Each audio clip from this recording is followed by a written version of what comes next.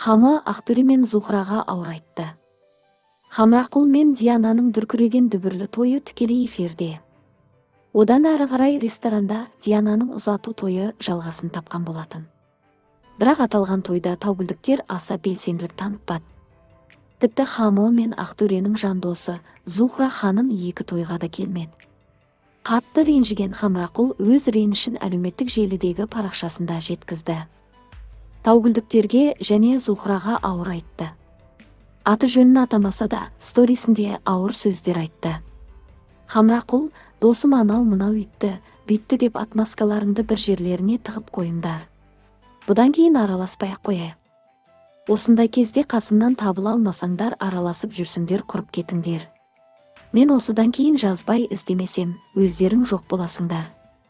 Реніш емес бұл. Нақты айтып тұрмын. Маған келгенде проблемаларың бітпей кетті ғой. Кімдермен араласып жүрмін әттең деп Хамрақұл ренішін білдірді. Еске салайық, бұған дейін Хаманың араласатын ең жақын достары таугүлдіктер болатын.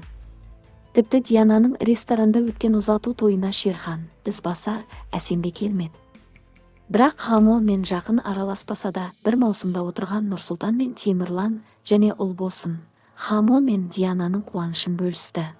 Желі қолданушылары осы жайт жайлы жарыса жазып қызу пікір талас тудыруда. Еске салайық, қосылайық тарихында Ақтөре, Зухра, Хамрақұл, Арыстан, Мис Мөлдір, Бекіш тағыда есімі аталмаған бір қатысушы ең жақын достар болған. Тіпті қосылайықтың элиталы қатысушылары атанған болатын. Ақтөре мен Хамоны Сұлтанбек пен Диана ханым, ал Арыстан мен Зухраға Альмира ханым ерекше сыйластық танытқан болатын.